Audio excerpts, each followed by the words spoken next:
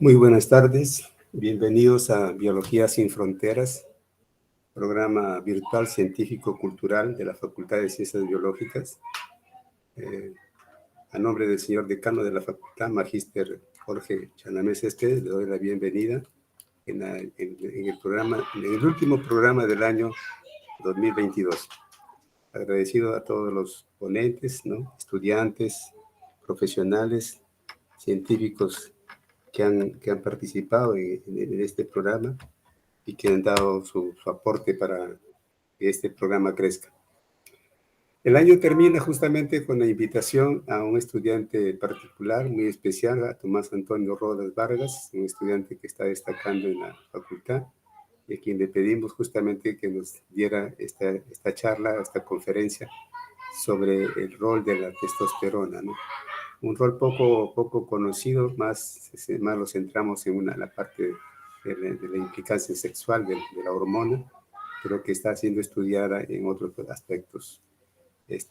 Antes de iniciarnos, siempre mi agradecimiento al profesor, colega Jorge Fupuchun, que también nos ha apoyado durante todo el año en forma generosa, ha dado su tiempo para que este programa crezca y tenga sea la tribuna en la que los estudiantes puedan participar y justamente dar su aporte, y sobre todo que ellos mismos se den cuenta el nivel que están logrando, ¿no? Entonces, mi agradecimiento siempre al profesor Jorge Antonio Fukuichu y a todos los colegas que han colaborado para el crecimiento de Biología Sin Fronteras. Esperamos el próximo año continuar, ¿no? Y aunque estamos ahora ajustando los tiempos, porque justamente el programa antes era a las 6 de la tarde, ¿no? Nos han pedido que por razones de tiempo empecemos a las 6:30. Bien, sin más preámbulos, y no quiero quitarle minutos a su charla de Tomás, invito a Tomás para que nos exponga su tema de esta tarde, y no sin antes pedirle que por favor nos cuente al público que lo escuche y que está viendo su charla, cuáles fueron los factores determinantes para que él decidiera por estudiar biología y qué planes tiene para especializarse, qué ideas tiene para futuro, para realizar, qué sueños tiene como futuro profesional. Adelante, Tomás. Muy buenas tardes con todos y bueno, agradecer más que nada, profesor Pedro, por su invitación y también a todos los asistentes. Realmente me siento muy agradecido por su asistencia, por venir a escucharme, ¿no? Y bueno, respecto a cómo fue que respecto a cómo fue que me inspiré, por decirlo así, a seguir la carrera de biología. Bueno, en realidad no fue una decisión tan difícil para mí, porque desde muy pequeño siempre sentí mucha afinidad por las ciencias naturales, por el estudio de los animales, las plantas, etcétera, ¿no? Siempre me llamó la atención todo eso. De tal suerte que cuando llegué al colegio, bueno, en mis años de secundaria, siempre trataba de destacar, se podría decir, en los cursos de ciencias, ¿no? Biología, química, física, etcétera. Y siempre, bueno, pero sobre todo, siempre tuve presente la biología por los primeros, desde mi niñez siempre me gustó esta ciencia en específico, ¿no? Y bueno, los planes que tengo a futuro en esta bonita ciencia es, bueno, me gustaría dedicarme en realidad a la investigación. Me gusta actualmente mucho la parte molecular.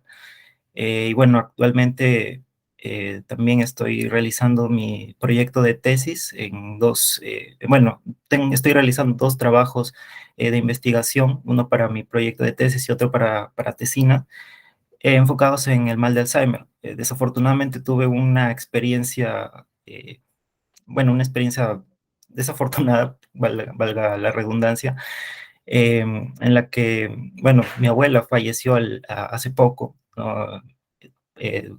Bueno, ella padeció de Alzheimer y bueno, básicamente por esa parte recibí cierta motivación, ¿no? Para poder estudiar estos males neurodegenerativos, y realmente espero que a futuro pueda llegar a desarrollar alguna especialización en esta área de las neurociencias. Bien, bueno, sin más dilación, voy a comenzar y voy a presentar mi pantalla.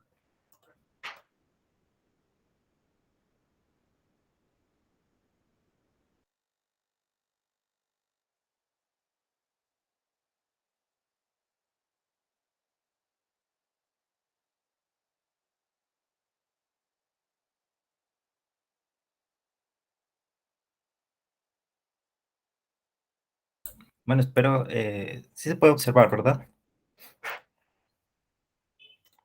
Ok. Sí, se ve bien y se escucha muy bien, Tomás.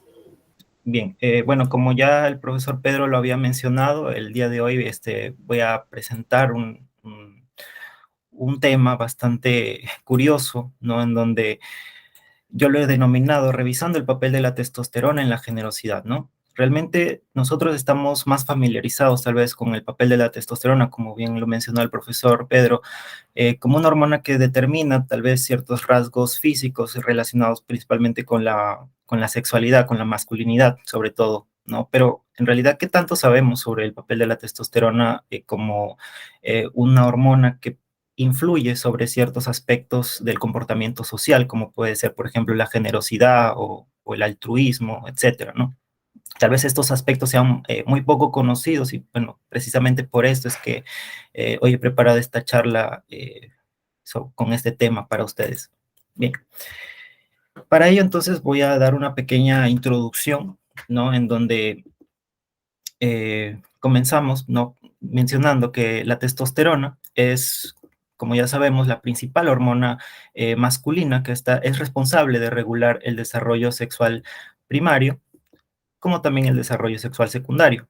Recordemos que el desarrollo sexual primario son todos los cambios que involucran netamente a los órganos reproductores, como el descenso testicular, la espermatogénesis, el agrandamiento de los órganos reproductores externos, como el pene o los testículos, o el aumento de la libido, mientras que el desarrollo sexual secundario más que nada involucra a ciertas características físicas no relacionadas con la reproducción, como por ejemplo los patrones de vello masculino, como por ejemplo la barba, etcétera, o cambios vocales que se observan principalmente durante la pubertad, efectos anabólicos, como por ejemplo el aumento de la masa ósea o la masa muscular, y también, entre muchos otros factores, la testosterona también es responsable del hematocrito más alto en los hombres que en las mujeres, ¿no? Esto sobre todo porque estimula la eritropoyesis.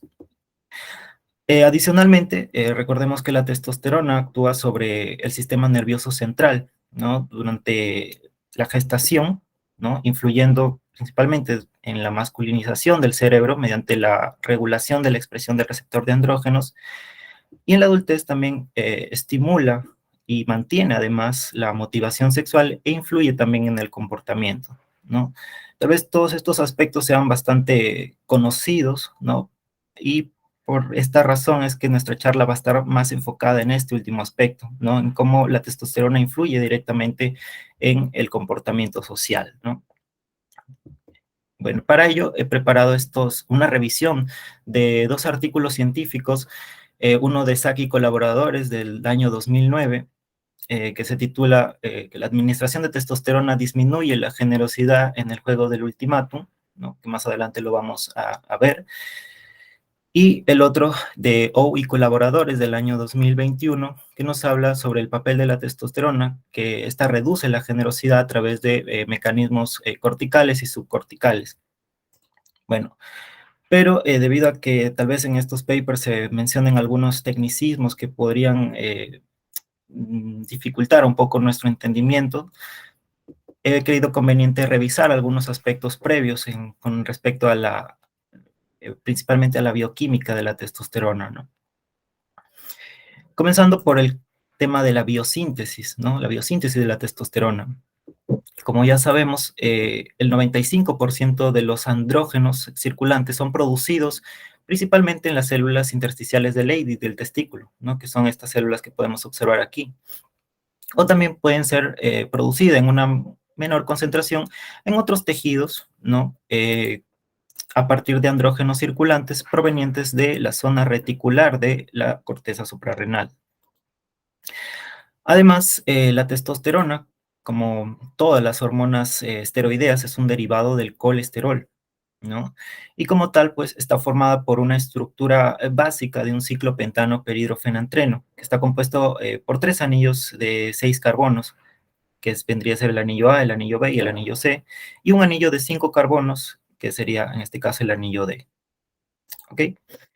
Bueno, para hablar un poco sobre el mecanismo, eh, a grandes rasgos, como ya había mencionado, el colesterol, ¿no? Es el que actúa como el precursor en la síntesis de los andrógenos, ¿no?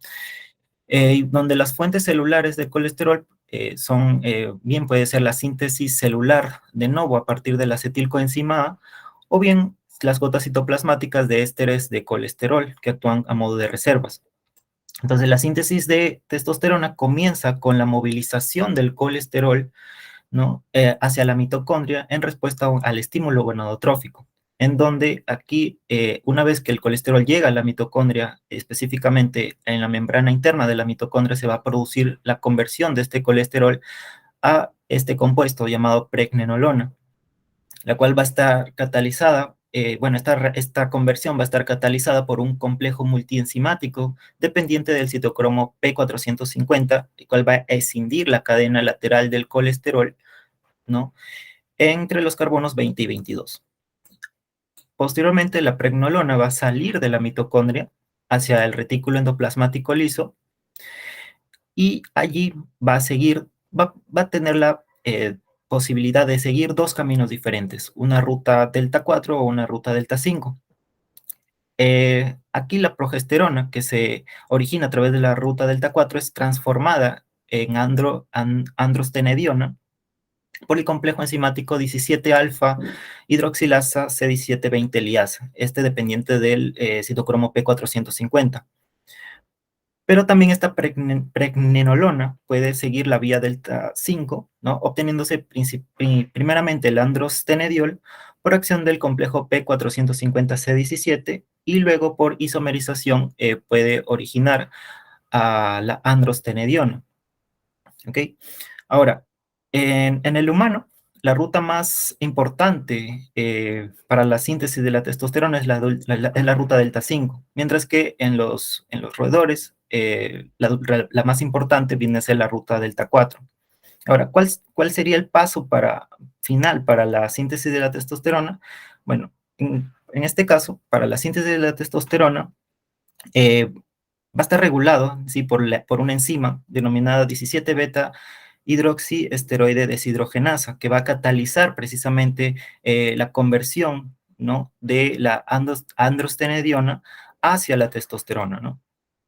Luego, la testosterona en este punto ya va a poder metabolizarse en otros esteroides biológicamente activos, ¿no? Como bien puede ser la dihidrotestosterona, esto por acción de una enzima tal vez muy conocida por ustedes, que es la 5-alfa reductasa, y a continuación que se forma esta dihidrotestosterona, se pueden generar o bien 3-alfa-dioles, claro, 3-alfa-dioles, este compuesto, o 3-beta-dioles, los cuales finalmente estos dioles van a ser metabolizados a trioles, que son los productos finales precisamente del metabolismo de la testosterona, que son muy solubles en agua. Estos carecen a su vez de actividad androgénica y no pueden volver a convertirse en dihidrotestosterona. Pero también esta testosterona puede seguir otra ruta, ¿no? En donde interviene otra enzima que es la aromatasa. Esta enzima va a convertir a la testosterona o va a metabolizarla hasta el estradiol, ¿no? Bien. Importante aquí mencionar rápidamente que tanto la testosterona como la dihidrotestosterona se van a fijar a un receptor, al receptor androgénico, y sus efectos se van a complementar entre sí. Pero algo importante es que la dihidrotestosterona va a poseer una mayor afinidad por este receptor androgénico, ¿no? Se dice que posee al menos unas 6 a 10 veces más afinidad, ¿no? Siendo por ello un andrógeno más potente que la testosterona. Ok. Ahora, respecto al mecanismo de acción, bueno, para ello primero debemos recordar, ¿no?, que los efectos biológicos, ¿no?, tanto de la testosterona como de la dihidrotestosterona van a estar mediados por el que ya había mencionado anteriormente, el receptor androgénico, que acá está representado con esta figura y con las siglas AR. ¿Ok? Ahora, la testosterona circulante, ¿no?, que va a circular por la sangre, va a estar unida, ¿no?, a unas proteínas plasmáticas como la albúmina, o bien puede estar unida también a esta proteína conocida por sus siglas SHBG, ¿no?, la globulina fijadora de hormonas sexuales. Y bueno, esta testosterona que circula por la sangre, para ingresar a la célula tiene que liberarse, ¿no?, para ingresar a la célula por difusión simple. Entonces, ya en el citoplasma, ¿no?, la testosterona va a ingresar a la célula y en el citoplasma puede ser convertida a una dihidrotestosterona por acción de esta enzima, la 5-alfa reductasa, que ya la habíamos visto. Entonces, aquí la dihidrotestosterona, bueno, los monómeros, primeramente, del receptor de andrógenos van a estar inactivos, primero, debido a que están unidos a unas proteínas conocidas como HSP, o proteínas de choque térmico. No son en realidad unas chaperonas, conocidas como HSP. Estas chaperonas se van a encargar de secuestrar a este receptor de andrógenos, ¿no?, y van a impedir que se lleve a cabo la actividad transcripcional, que más adelante lo vamos a ver. Pero también estas proteínas van a inducir una conformación de alta afinidad de este receptor de andrógenos por el ligando, de tal suerte que cuando la dihidrotestosterona o bien la testosterona se unen a este receptor, este receptor va a sufrir un cambio conformacional, ¿no?, que va a promover, en este caso, la disociación de esta proteína HSP del receptor de andrógenos, y esto posteriormente va a conducir a una dimerización y a una fosforilación del receptor de andrógenos, el cual en esta condición se va a translocar o se va a movilizar al núcleo, donde aquí se va a unir a ciertos elementos a elementos de respuesta a andrógenos, ¿no?, conocidos también por sus siglas ARES, en la región promotora de los genes que responden precisamente a los andrógenos, ¿no? Entonces, esta unión, ¿no?, de este dímero a estos ARES va a desencadenar el reclutamiento de otras proteínas denominadas correguladores, que bien pueden ser coactivadores o correpresores, que van a ser necesarios para activar o reprimir la transcripción de genes específicos, ¿no? Finalmente, la activación, la represión de estos genes va a conducir a las distintas respuestas biológicas de la testosterona, que pueden incluir el crecimiento, la proliferación o la supervivencia, entre otros. Y bien, ya para entrar de lleno ya a la parte que nos concierne en esta charla con respecto al papel de la testosterona, cómo influye la testosterona en el comportamiento, sabemos que en principio, ¿no?, las primeras investigaciones con animales y las principales opiniones que se tenían sobre el papel de la testosterona en el comportamiento lo vinculaban más con la agresividad o con el comportamiento antisocial, ¿no? Era lo más conocido en realidad sobre el papel de la testosterona en el comportamiento. Otros estudios, por ejemplo, habían demostrado que en las cárceles, ¿no?, los presos varones con niveles altos de testosterona tenían más probabilidades de haber cometido delitos violentos o de haber violado las reglas de la prisión que aquellos presos que tenían niveles bajos de testosterona. Sin embargo, pues estos estudios en realidad han sido bastante cuestionados, bastante criticados por ciertos problemas metodológicos, de tal suerte que, como lo señala aquí esta cita del doctor Dreher y colaboradores del año 2016, menciona que la evidencia de una asociación entre la testosterona y la agresividad o la agresión en hombres humanos en realidad sigue siendo débil actualmente, ¿no? Sin embargo, una teoría alternativa del efecto de la testosterona en el comportamiento masculino en realidad propone que en lugar de que la testosterona promueva comportamientos agresivos, también podría influir en ciertos comportamientos prosociales, como es el caso de la generosidad, ¿no? Y es precisamente en esta parte en donde nos vamos a centrar, ¿no? En el papel de la testosterona sobre la generosidad. Primeramente, voy a resumirles este artículo de Sacchi y colaboradores del 2009, donde nos dice, ¿no? Como ya lo habíamos visto, que la testosterona o la administración de la testosterona disminuye la generosidad en el juego del ultimátum, ¿no? Rápidamente, por si no están muy familiarizados con este término del juego del ultimátum, he preparado aquí un pequeño video para que puedan conocer un poco más a qué se refiere esto. Solamente quisiera que me confirmen si se escucha. El juego del ultimátum. ¿Sí se escucha? Sí, perfectamente, Tomás. Ok, veámoslo entonces.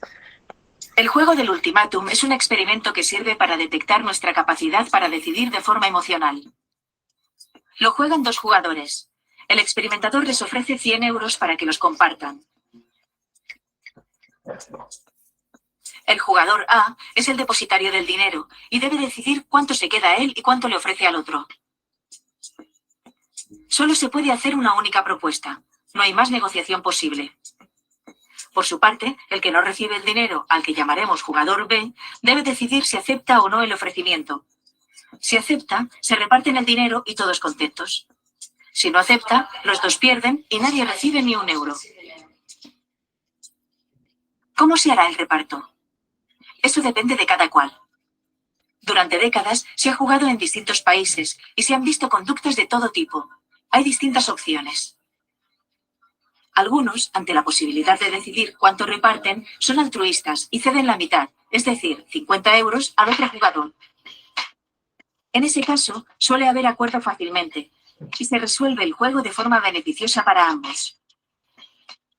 Pero, ¿qué pasa cuando el que decide el reparto, el jugador A, prefiere ser más egoísta? ¿Aceptará el otro un reparto en que sale menos beneficiado? ¿O por el contrario preferirá rechazar la oferta aunque él pierda también a cambio de que el otro no se salga con la suya? Según la teoría económica estándar, independientemente de lo que el jugador A le ofrezca al jugador B, este debería aceptar siempre, puesto que, sea lo que sea, siempre será más que nada, que es lo que tiene al inicio del juego. Sin embargo, años de experimentos muestran que los humanos no somos así. La inmensa mayoría de jugadores B prefieren castigar a su oponente cuando éste les ofrece una cifra por debajo de los 20 o 30 euros. Es decir, que la avaricia, a partir de este punto, es castigada de forma sistemática. ¿Por qué preferimos quedarnos sin nada antes que aceptar una cifra pequeña? Ante un acuerdo que consideramos injusto, ante un abuso de poder, nuestra indignación crece y clamamos venganza. A pesar de perderlo todo, preferimos la justicia a un beneficio humillante. Lo que ocurre a nivel cerebral es que 2 tipos de razonamiento se enfrentan en esta situación. Por un lado, nuestra parte más racional y lógica, en el córtex prefrontal, nos anima a aceptar cualquier propuesta económica en la que haya una ganancia, por baja que sea. Por el otro, el cerebro más primitivo y emocional nos hace sentir enfadados y deseosos de restablecer lo que consideramos justo. Esta parte gana a primera, haciendo que nuestra decisión sea, finalmente, emocional. De hecho, podemos concluir que el sentido de injusticia es algo innato en nosotros, con un origen biológico que puede ser incluso localizado dentro del cerebro. Se produce una alta actividad en el núcleo estriado dorsal, parte del cerebro asociada con el castigo y la recompensa, y en la ínsula, donde se genera la sensación de aversión. Pero generalmente no suele haber jugadores que ofrezcan cifras demasiado pequeñas. En la práctica, en la mayoría de los casos el jugador A propone un reparto equitativo e incluso, espontáneamente, ofrece una cantidad superior a la que se reserva. No suele ser complicado llegar a un acuerdo. Y a pesar de que nuestras emociones inconscientes son las que dictan las reglas, el resultado no es nada irracional. En realidad, solo nos dan ventajas. La indignación y la búsqueda de justicia nos ayudan, en la vida, a detectar rápidamente de quién debemos fiarnos y de quién no. Gracias a esta capacidad inconsciente construimos nuestra vida social.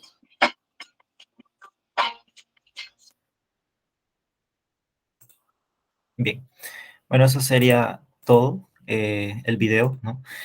realmente bastante corto, pero a la vez explica bastante bien, ¿no? Este juego del ultimátum, que es precisamente el método que emplearon estos investigadores para medir, ¿no? Cómo la testosterona influye directamente en la generosidad, ¿no? Y bueno, comenzando entonces a darle revisión ya al paper, comenzando por el objetivo, ¿no? Que perseguía esta investigación, que fue examinar los efectos de la testosterona en los comportamientos sociales, esto mediante juegos económicos, ¿no? Como es el juego del ultimátum. Entonces, como material y método, inicialmente mencionan que se reclutaron 48 estudiantes varones, ¿no? Con una edad promedio de 20,8 años, ¿no? Entre los cuales incluyó a 44 asiáticos, 36 caucásicos, 8% de hispanos y 12% de estudiantes que no mencionaron su origen étnico, ¿no? Para cada sesión mencionan que los participantes llegaban y eran entrevistados por un médico en busca de posibles contraindicaciones para la administración de testosterona, en donde los criterios de exclusión aquí fueron enfermedades médicas o psiquiátricas, ¿no?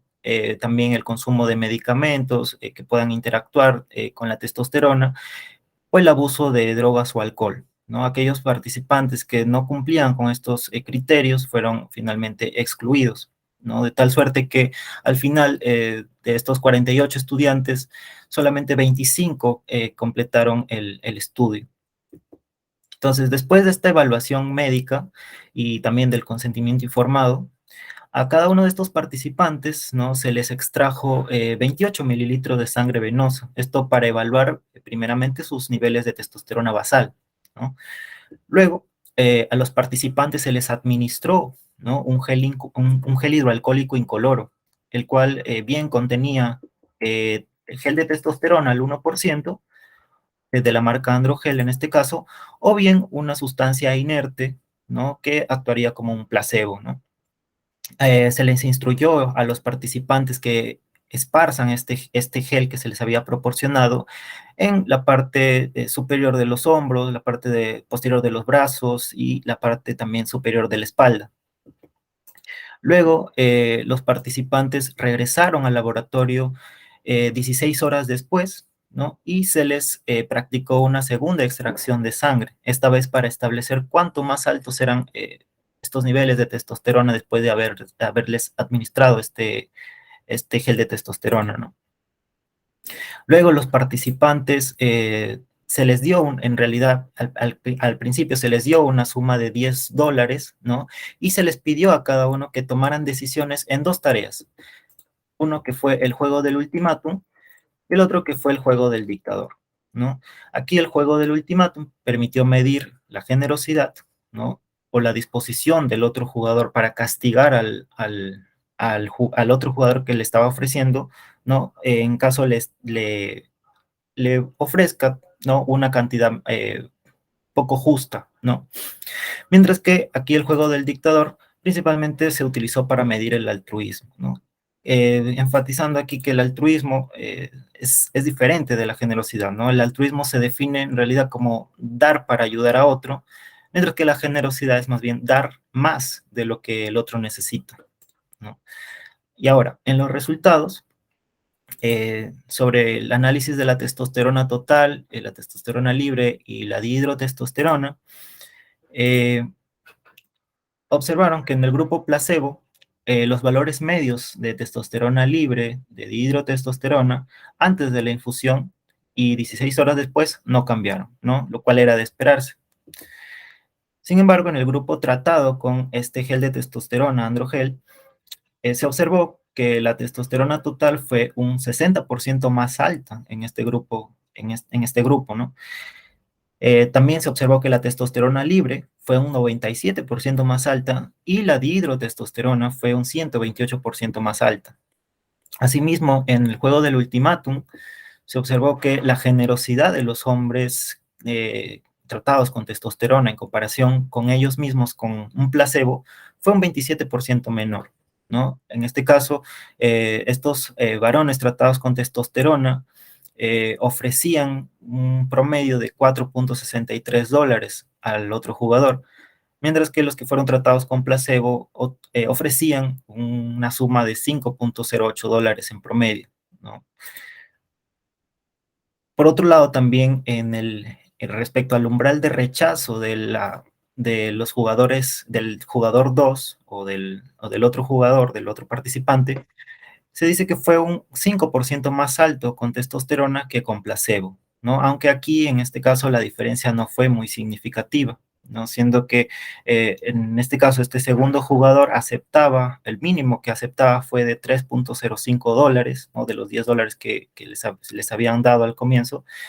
Y para el caso de los participantes que fueron tratados con placebo, aceptaban unos $2.92 en promedio, ¿no?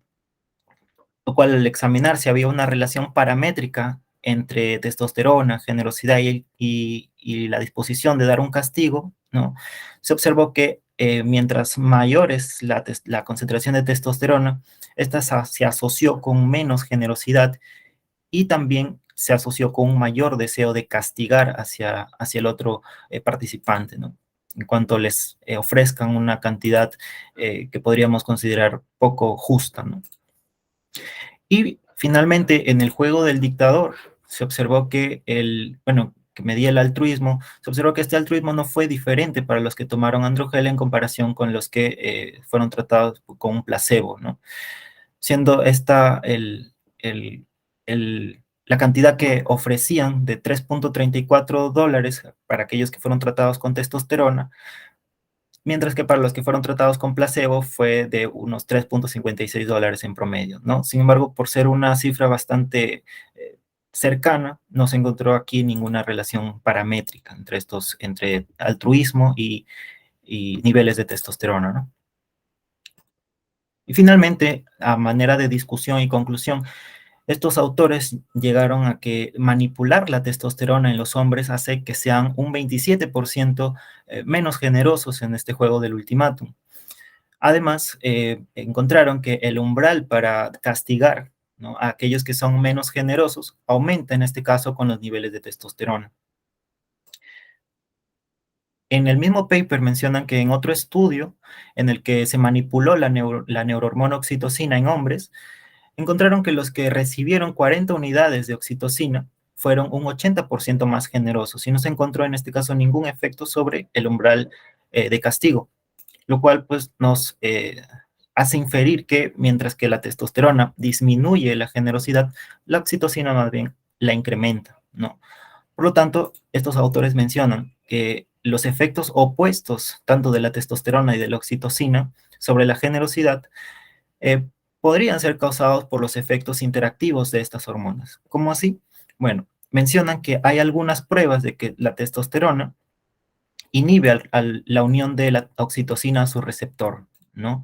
Y por esa, digamos, competencia por el receptor es que la testosterona reduce, ¿no?, la generosidad en este caso, porque inhibe, ¿no?, al receptor de oxitocina, que más bien está involucrado en aumentar la generosidad, ¿no? Bien. Sin embargo, pues los mecanismos exactos por los cuales la testosterona reducía esta generosidad fueron netamente especulativos en este estudio, ¿no? No realizaron un experimento propiamente dicho para averiguar cómo es que la testosterona influía sobre la generosidad. Pero en este otro estudio sí mencionan más detalles sobre cómo actúa la testosterona o cómo genera la testosterona este efecto, ¿no? Este estudio de Ou y colaboradores del 2021 nos presenta este título, ¿no? La testosterona reduce la generosidad a través de mecanismos corticales y subcorticales. Entonces, los objetivos de este estudio, en primer lugar, fueron corroborar los efectos de la testosterona sobre la generosidad aplicando pruebas conductuales, ¿no?, a nivel conductual. Pero también ellos se propusieron identificar los mecanismos neuronales que subyacen a los efectos de la testosterona en las decisiones generosas. Como materiales y métodos, igual que en el caso anterior, reclutaron una población una muestra de jóvenes, ¿no? 70 hombres sanos con una edad promedio de 20.39 años, a los cuales se les pidió, ¿no? Primeramente a esta población se les pidió que se abstuvieran primero de consumir alcohol, cafeína, fumar durante 24 horas antes de las sesiones de prueba, y luego ya a estos participantes se les administró un gel hidroalcohólico incoloro, ¿no? Que como al igual que en el caso anterior, bien podría contener testosterona, a 150 miligramos de testosterona, o un gel hidroalcohólico incoloro que actuaría como un placebo, ¿no? 3 horas después de esta administración del gel, ¿no? Estos estudiaron la generosidad en función de la distancia social o de la cercanía social. ¿Cómo así? Bueno, para medir esta generosidad en función de esta distancia social, se pidió a los participantes que calificaran su cercanía con diferentes personas, ¿no? Con una escala del 1, siendo 1 una escala del 1 al 20, siendo 1 una persona muy cercana para ellos, como podría ser su madre, su padre o un hermano tal vez, ¿no? Y 20, una persona no tan cercana para ellos, ¿no? Luego se indujo a los participantes a elegir una cantidad mayor para ellos, es decir, se les indujo a que realizaran una opción egoísta o que elijan también una cantidad menor con un beneficio mayor para la otra persona. Es decir, se les pidió que realizaran una acción generosa, ¿no? Y todas estas pruebas, ¿no? Fueron realizadas, mediante técnicas de neuroimagen. Por ejemplo, mencionan que los escaneos se realizaron en un escáner 3D Siemens Trio MRI, ¿no? Más o menos tiene esta apariencia. También mencionan que los datos de resonancia magnética funcional o fMRI se procesaron en el software SPM12. También mencionan que se usaron moduladores paramétricos para rastrear, en este caso, la representación neuronal o la actividad, mejor dicho, la actividad neuronal, tanto cuando se tomaban opciones egoístas como también cuando se tomaban estas elecciones generosas, ¿no? También se realizó un análisis de interacción psicofisiológica, o también conocido como GBPI, esto para examinar cómo es que la testosterona influye directamente en la conectividad funcional entre la unión temporoparietal y otras regiones del cerebro, ¿no? Entonces, para ello se realizó este análisis. Pero, más o menos, ¿a qué se refiere esto? Bueno, esta técnica de GPPI en realidad es una técnica que se utiliza para investigar la actividad cerebral, ¿no? Esta permite examinar, por ejemplo, cómo diferentes regiones del cerebro interactúan entre sí durante una tarea o un estímulo determinado, ¿no? Entonces, como resultado, se observó que la generosidad se vio reducida por la administración de testosterona, ¿no? Y específicamente mencionan que esta generosidad en el grupo de testosterona fue significativamente menor que en el grupo placebo, ¿no? Un resultado similar al que se obtuvo en el estudio anterior, ¿no? Mencionan también que los participantes que recibieron testosterona mostraron una disminución más pronunciada en la generosidad hacia personas más remotas.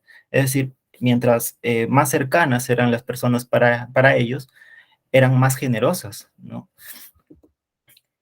Además, mencionan que la unión temporoparietal, o TPJ por sus siglas, codifica el valor de las opciones generosas, ¿no? Es decir, ellos encontraron que había una relación entre la importancia que se le da a la distancia social en la toma de decisiones generosas y la actividad de esta región, de la unión temporoparietal izquierda. Además, encontraron que esta unión temporoparietal bilateral, es decir, en ambos hemisferios del cerebro, estaba involucrado en el procesamiento de la cercanía o la lejanía social, y también cómo esta cercanía o lejanía social que influía, ¿no? en la toma de decisiones generosas estaba asociada, estaba involucrada con esta unión temporoparietal bilateral, ¿no? En síntesis, entonces, o en resumen, esta unión temporoparietal, bueno, los autores encontraron que esta unión temporoparietal es importante en el procesamiento de la cercanía o lejanía social, ¿no? Y cómo esta cercanía o lejanía social influenciaba, ¿no?, en la toma de decisiones generosas en estos participantes. Además, encontraron que la testosterona reduce, en este caso, las señales en la unión temporoparietal, ¿no?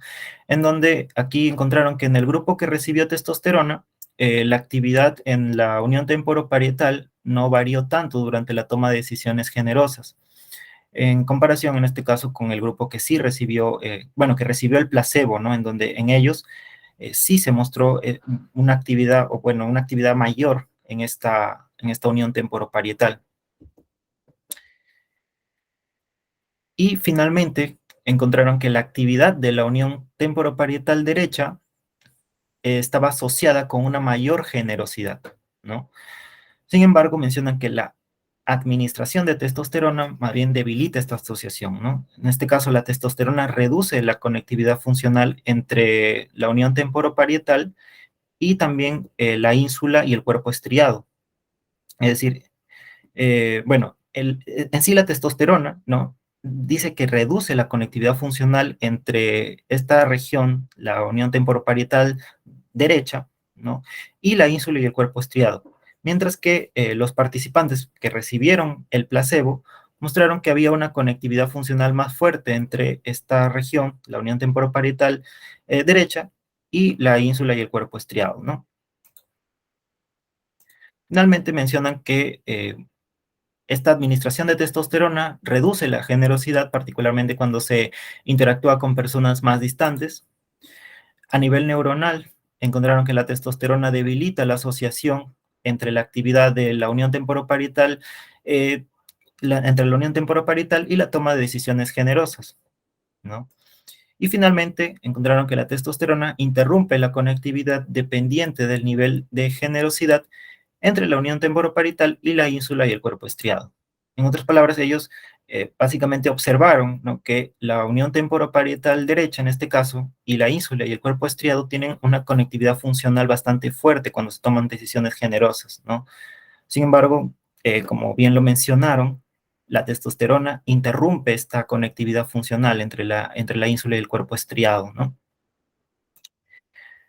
Bien, y finalmente, aquí están las referencias que he tomado para esta pequeña presentación.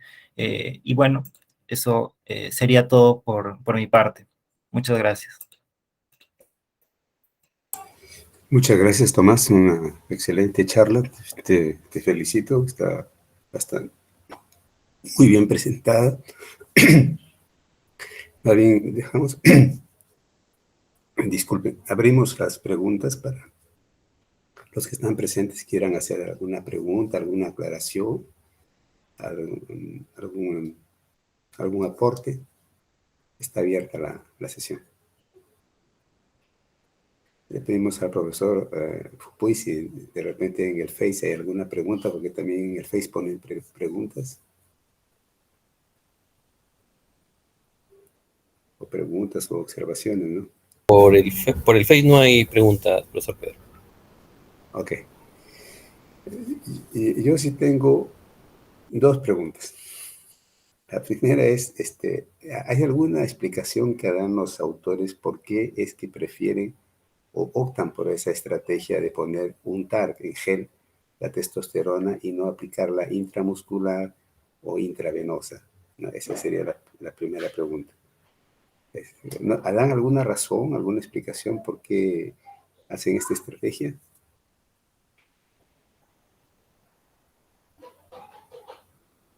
Bueno, en realidad no mencionan por qué es que se utiliza mayormente este método para administrar testosterona, pero yo podría tal vez pensar, ¿no?, de que esta administración de testosterona por vía dérmica, se podría decir, es más que nada por evitar, ¿no?, que sea un método tan invasivo y que los participantes tal vez eh, no quieran eh, participar o no quieran colaborar con el estudio, ¿no? Ok, ok. La otra pregunta es, en el esquema el esquema que nos mostraste de la síntesis de testosterona hasta de hidrotestosterona, hay una participación de la aromatasa. Bueno, así está escrito como aromatasa, ¿no? Una es para la síntesis de testosterona, pero la otra también es la acción de la, no sé si es la misma, en la que convierte la testosterona en estradiol. Y eso es muy importante, ¿no? Porque justamente uno de los problemas que hemos comentado, tal vez algunas veces en clase, no sé si ustedes se recuerdan, que les comentaba que uno de los problemas que surgen para hacer un tratamiento con terapia basada en testosterona es justamente que todo, la fiesta la malogra la aromatasa, ¿no? Entonces, no he escuchado o no leí también en el documento original este, cuántos de aquellos que están, que se les ha aplicado la testosterona han decrementado su nivel de testosterona. O sea, ahí creo que vi un valor de 60, escuché un valor de 60%, y luego para dihidrotestosterona creo que fue hasta 95, 90%, ¿no? Esa, mi duda, o más que mi duda, es una información, Tomás, es la misma aromatasa, la de la síntesis y la de la conversión en estradiol. Se puede localizar ahí en el PowerPoint, en el slide, donde está ahí la síntesis, por favor. Claro, ahora presento. ¿Se refiere a este mecanismo? Sí se puede observar.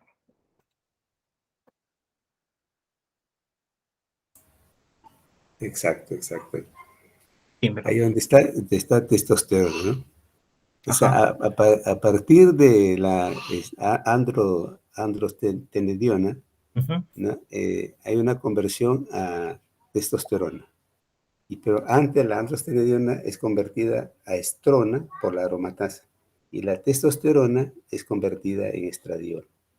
Entonces, esta testosterona, si por decir, si se inyecta la testosterona, o perdón, ya sea que a través de un gel o de cualquier mecanismo que introduzca testosterona a nuestro organismo, esa aromatasa la convierte en estradiol.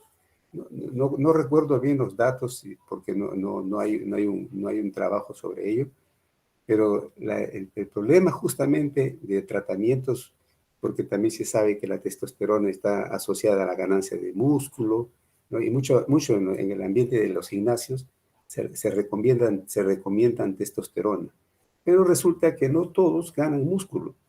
Y es una de las razones por la que eso ocurre justamente es porque toda la testosterona que supuestamente se inyectan o se colocan para aumentar músculo, se convierte en estradiol. O sea, ya deja de actuar como testosterona.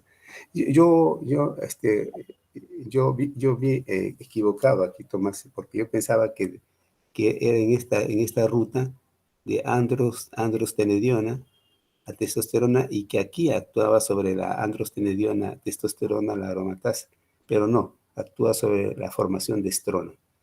Pero repito, los autores no comentan nada sobre el papel de la testosterona, de la aromatasa. En ninguno de los dos papers mencionan en realidad a la actividad de la aromatasa.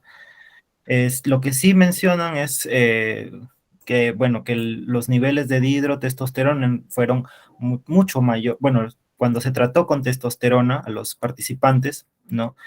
Mediante este androgel, ¿no? Tuvieron un mayor incremento de dihidrotestosterona en comparación con los niveles de testosterona libre, lo cual podría ser atribuido a que esta dihidrotestosterona es el andrógeno más potente, ¿no? O que tiene mayor afinidad, en este caso, por los receptores androgénicos, ¿no? Solamente esos aspectos mencionan, pero no la parte de la aromatasa, ¿no?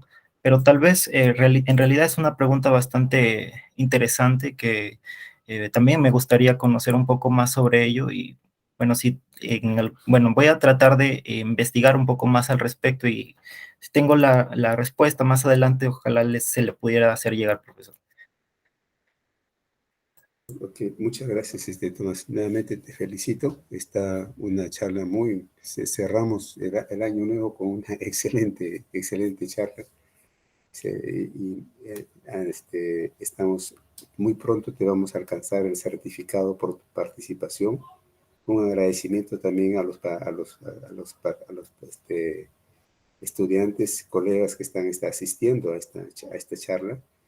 Y invitarles una vez más a que justamente nos acompañen, ¿no? Porque son temas muy importantes y nada más. Sencillamente que tengan también un buen año, que el año 2023 venga cargado de éxitos, de salud y sobre todo de confianza y esperanza de un Perú, de un mundo mejor para todos nosotros. Muchas gracias, Tomás. Y una vez más te pido que tengas unos minutos más, me esperas para alcanzarte tu certificado por tu participación. Gracias a todos, a nuestro colega, el profesor Jorge Antonio Fupuy, por su participación. Y a nombre del señor decano, les doy un abrazo de despedida. Nuestro decano hoy día está cumpliendo años, así que a nombre de él, un abrazo también por su participación y los esperamos. Hasta luego. Buenas noches. Hasta luego a todos. Feliz año para todos. Igualmente, profesor. Para todos, Igual, feliz año para todos.